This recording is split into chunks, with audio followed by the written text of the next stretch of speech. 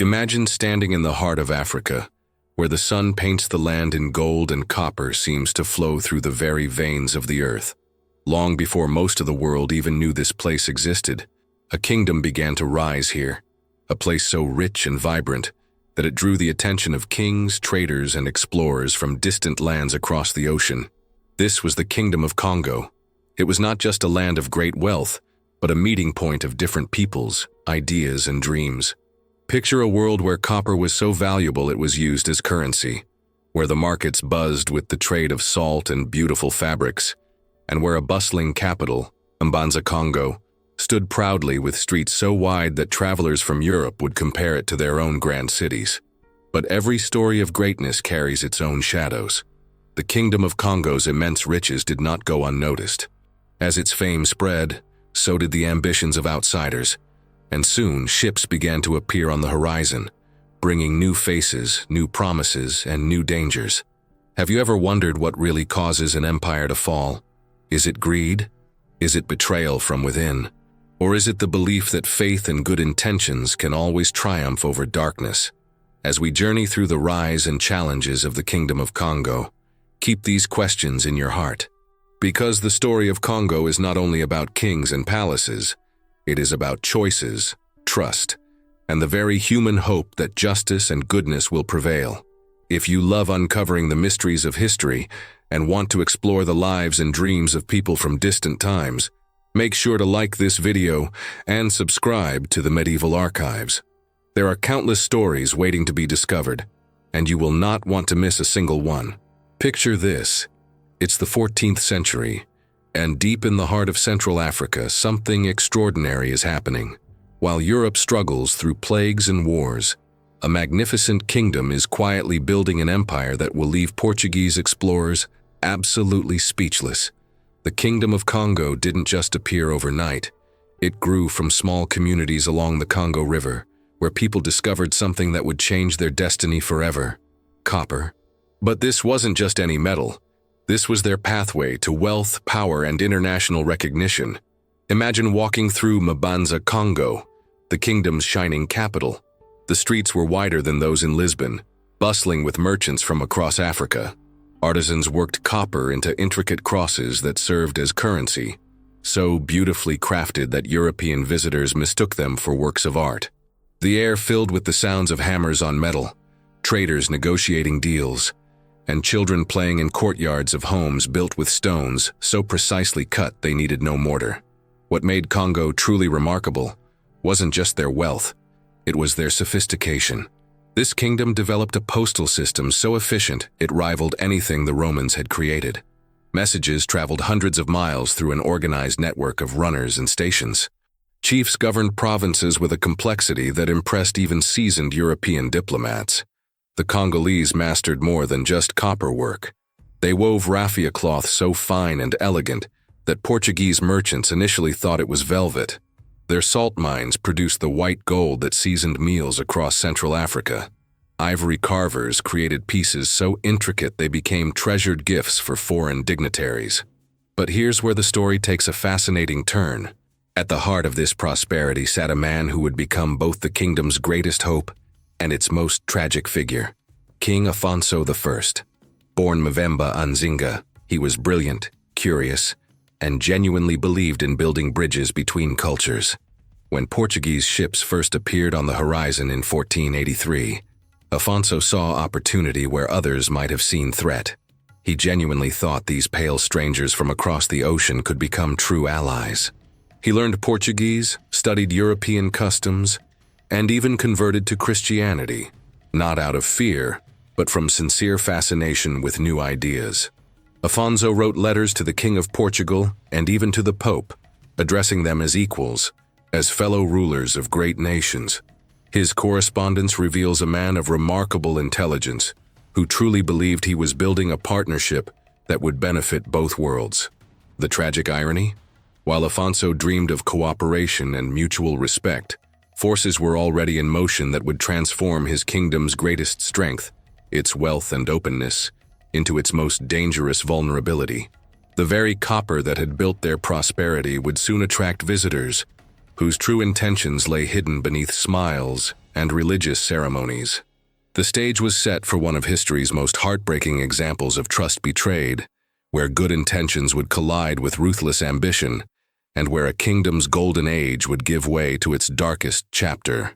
When those first Portuguese caravels appeared on the horizon in 1483, the people of Congo had never seen anything quite like them. These massive wooden structures moved across the water without oars, their white sails billowing like clouds that had somehow fallen to earth. The Congolese called the Portuguese the Men of Iron, because of their metal armor and weapons that gleamed in the African sun. Captain Diogo Cão stepped onto Congolese shores carrying gifts that seemed almost magical, mirrors that captured reflections, colorful glass beads that sparkled like trapped rainbows, and most impressive of all, firearms that could create thunder and lightning at will. To King Nzinga, a Kuvu, Afonso's father, these strangers seemed like visitors from another world entirely. The early encounters felt genuinely promising. The Portuguese showed respect for Congolese customs, learned basic greetings in Kikongo, and presented their gifts with ceremony befitting one kingdom greeting another. When they spoke of trade, it sounded like mutual benefit. European goods in exchange for African copper, ivory, and craftsmanship. But here's what made this moment so pivotal. The Portuguese didn't arrive as conquerors with armies. They came as diplomats with smiles, making their true intentions far more dangerous than any sword. They understood that Congo was too powerful to simply attack, so they chose a different strategy entirely. They would change it from within. Christianity became their most effective tool, though not in the way you might expect. When Portuguese missionaries arrived, they didn't force conversion through threats. Instead, they presented their faith as sophisticated knowledge from advanced civilizations. To curious minds like young Prince Afonso, Christianity represented progress, education, and connection to the wider world. Afonso's conversion in 1506 wasn't just personal, it was political genius from the Portuguese perspective. Here was an African prince who genuinely embraced European religion and culture, someone they could work with, someone who would voluntarily open doors they could never have forced. The gradual shift began so subtly that most Congolese didn't notice it happening. Those friendly trade requests became regular demands. Portuguese advisors appeared in the royal court, offering helpful suggestions about governance and military tactics. Young Congolese nobles were invited to study in Portugal, described as educational opportunities rather than hostages. And this is where a remarkable woman enters our story, Princess Nzinga Mbande of neighboring Ndongo. While most leaders were charmed by Portuguese promises, Nzinga possessed an almost supernatural ability to see through deception. She watched Portuguese behavior in other African kingdoms and recognized patterns that others missed. Nzinga noticed how Portuguese friendship always seemed to end the same way, with African rulers becoming dependent on European weapons, African merchants losing control of their trade routes, and African people disappearing onto Portuguese ships. She saw that these visitors never truly integrated into African society. They always remained separate, always maintained their own agenda. When Portuguese merchants began requesting not just goods but people as part of their trade deals, Nzinga understood immediately what others were still denying. These weren't cultural exchanges or temporary labor arrangements. This was the beginning of systematic human trafficking on a scale Africa had never experienced. But her warnings fell on deaf ears. King Afonso, now fully committed to his Portuguese alliance, believed his Christian faith and diplomatic correspondence with European royalty protected him from betrayal. He couldn't imagine that people who shared his religion and called him brother would systematically deceive him. The turning point came when Afonso's own son, Prince Henrique, traveled to Portugal for education. He was supposed to return as a bishop, bringing prestige and religious authority to the Congolese court. Instead, he died mysteriously in Lisbon, never to see his homeland again. Even then, Afonso convinced himself it was tragedy, not treachery. He continued writing letters to the Portuguese king, continued trusting in promises of partnership, continued believing that good faith would be met with good faith.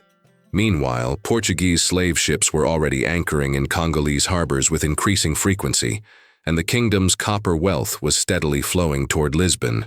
The alliance Afonso thought he was building was actually dismantling his kingdom piece by piece, so gradually that he couldn't see it happening until it was far too late. King Afonso's baptism in 1506 was supposed to mark the beginning of a golden age for Congo. Instead, it became the moment when everything started falling apart. The holy water that touched his forehead didn't bring salvation to his kingdom. It brought division that would tear his nation apart from within. Picture the scene in Mbanza-Kongo after Afonso's conversion. The royal court split into two camps almost overnight.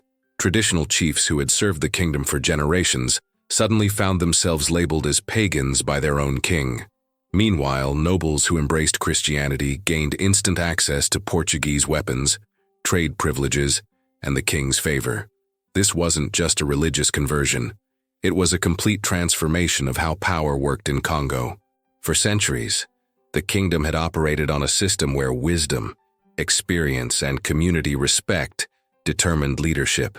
Now, religious belief became the new currency of influence.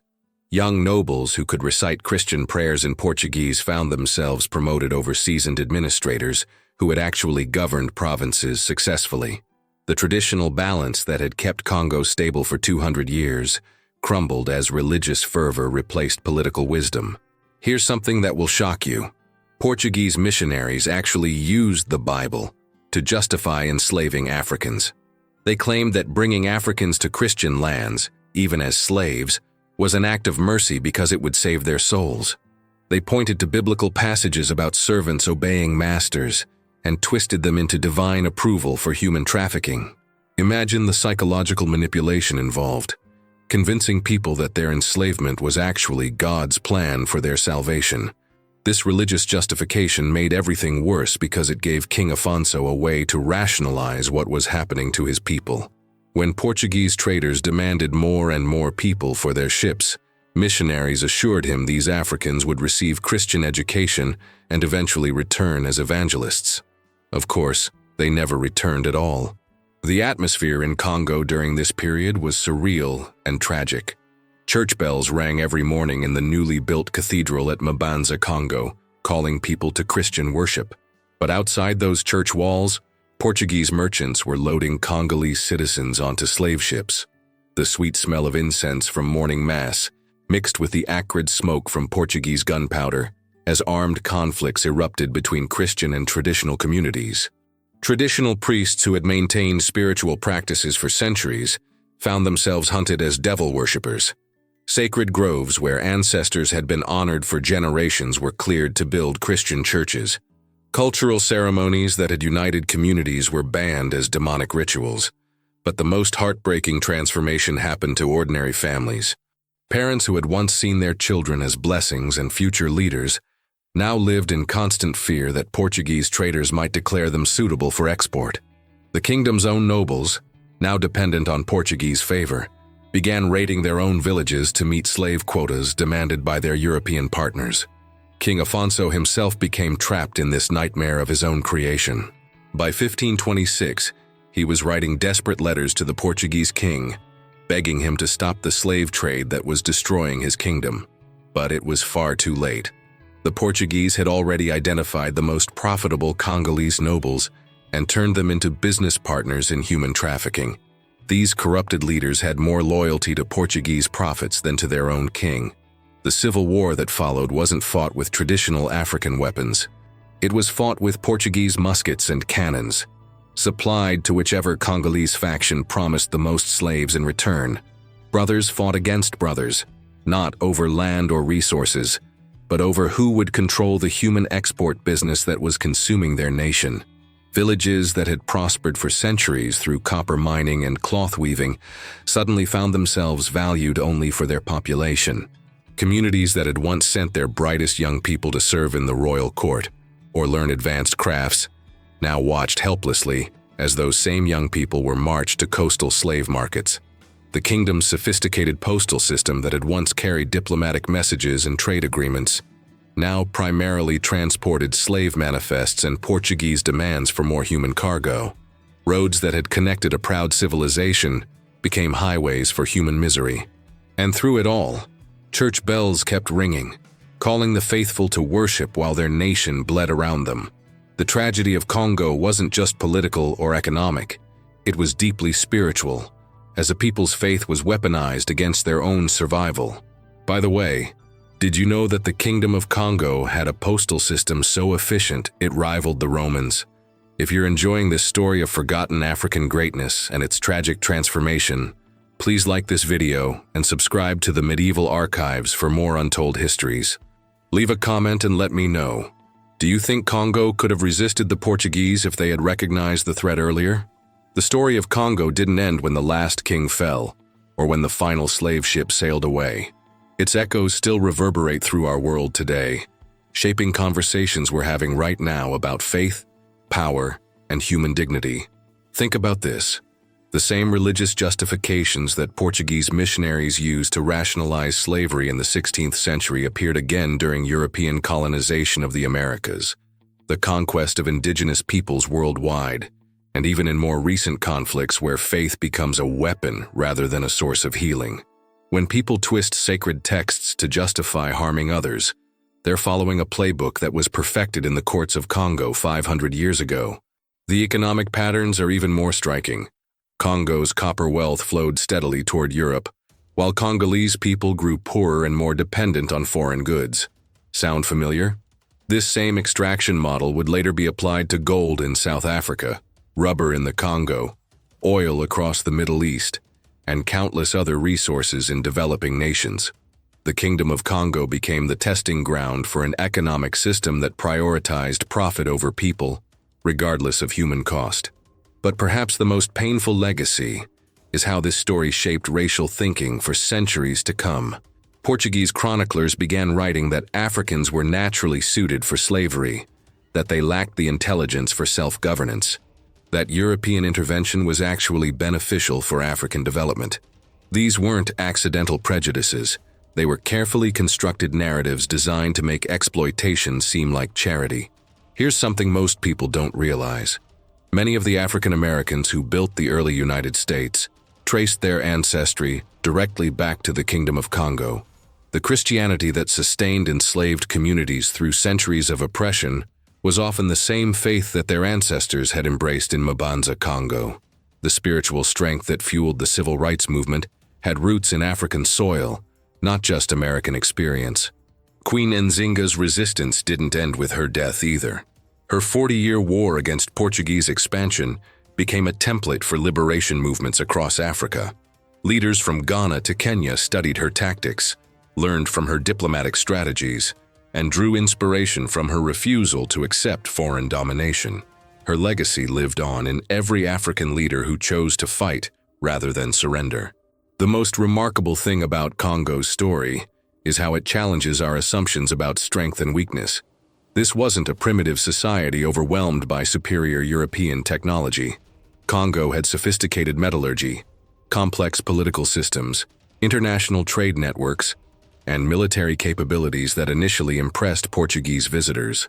The kingdom fell not because it was backward, but because its leaders made a fundamental miscalculation about human nature. King Afonso and his successors believed that shared religious faith would create genuine partnership between equals. They trusted that Christian ethics would prevent their European allies from betraying them. They assumed that economic cooperation would lead to mutual prosperity rather than systematic exploitation. In other words, they believed the best about people who were determined to prove them wrong. This raises uncomfortable questions that we still grapple with today. How do you maintain trust and openness while protecting yourself from those who would abuse that trust? How do you embrace beneficial change without losing the essential values that define who you are? How do you build bridges between cultures without allowing one culture to dominate the other? The Kingdom of Kongo wasn't destroyed because it was weak or primitive or unable to adapt to changing times. It was destroyed because it chose to believe that its allies were saints, rather than recognizing that they were simply human beings with their own complex motivations, desires, and moral limitations. Perhaps the real tragedy isn't that Congo fell, but that we haven't learned from its fall. We still see leaders around the world making the same mistake Afonso made, assuming that those who speak beautifully about partnership and mutual benefit actually mean what they say. We still see communities torn apart when outside influences exploit internal divisions for their own purposes. But there's also hope in this story. Every time someone chooses to question official narratives, to dig deeper into historical truth, to honor the complexity of human experience rather than accepting simple explanations, they're carrying forward the spirit of those who refuse to let Congo's story be forgotten. The copper that once made Congo wealthy is still being mined in Central Africa today. The difference is that now local communities are fighting for fair compensation, environmental protection, and genuine partnership with international companies. They're applying the lessons that their ancestors learned at such terrible cost. Justice for Congo might not mean bringing back what was lost, but it certainly means remembering what happened, understanding why it happened, and making sure we recognize similar patterns when they appear in our own time. The kingdom's greatest legacy isn't its wealth or power. It's the reminder that even the most sophisticated societies can be vulnerable when they trust too much and question too little. The Kingdom of Kongo was torn apart by greed. But here's the thing. Its story didn't end with the fall of its last king or the departure of its final slave ship. That story lives on today in every person who refuses to let injustice have the final word, in every community that fights for fair treatment, and in every individual who chooses to remember the voices that history tried to silence. Think about the courage it takes to resist when everyone around you is telling you to accept what seems inevitable. Think about Queen Nzinga, who spent 40 years of her life fighting against impossible odds because she knew that surrender would mean the end of everything her people held sacred. Think about the Congolese artisans who continued creating beautiful copperwork even as their kingdom crumbled around them, preserving their cultural identity through acts of creative defiance. Their spirit didn't die in the 16th century. It resurfaces every time someone stands up to exploitation, every time a community demands fair compensation for their resources, every time people choose solidarity over personal gain. The DNA of Congolese resistance flows through modern human rights movements, environmental protection efforts, and fights for economic justice around the world. But this story also asks something uncomfortable of each of us. What would you do if you saw danger approaching disguised as friendship? Would you have the wisdom to recognize manipulation wrapped in beautiful promises? Would you have the courage to question allies who might not have your best interests at heart? These aren't just historical questions. Every generation faces versions of the same challenges that confronted King Afonso and Queen Nzinga. The names change, the technology evolves, but the fundamental human dynamics remain remarkably similar. People still use religion to justify harmful actions. Economic partnerships still sometimes mask exploitation. Trust is still weaponized against those who offer it too freely. The remarkable thing about studying history like this is how it sharpens your ability to recognize patterns in your own time. Once you understand how Portuguese missionaries convinced Congolese leaders that slavery was actually salvation, you become much better at spotting when modern voices use similar tactics to make harmful actions seem beneficial. The Kingdom of Kongo teaches us that strength isn't just about military power or economic wealth. It's about the wisdom to see clearly, the courage to act on what you see, and the resilience to keep fighting even when victory seems impossible. Those copper crosses that once served as Congolese currency weren't just symbols of wealth. They were symbols of a people's ability to transform raw materials into something beautiful and valuable. That same transformative power exists today in everyone who takes painful historical experiences and turns them into wisdom, who transforms anger into action, who converts grief into determination to build a better future. So as we close this chapter of medieval African history, remember that you're not just a passive observer of these events. You're part of the ongoing story, part of the continuing conversation about how human beings can learn to treat each other with genuine respect and fairness. The Kingdom of Kongo's greatest victory wasn't its accumulation of copper wealth or its sophisticated political systems. It was its refusal to be forgotten. Every time someone tells this story, every time someone connects past struggles to present challenges, every time someone chooses to remember rather than ignore, Kongo rises again. If this journey through forgotten African history has opened your eyes to new perspectives, Please hit that like button and share this video with friends who love learning about the complex, fascinating, and deeply human stories that shaped our world. Subscribe to the Medieval Archives for more explorations of the kingdoms, cultures, and characters that history books often overlook. Until our next historical adventure, remember that the most important stories aren't always the ones that get told the loudest. Sometimes they're the ones that whisper truth from the margins, waiting for someone brave enough to listen and share what they've heard. See you in the next kingdom we'll explore together.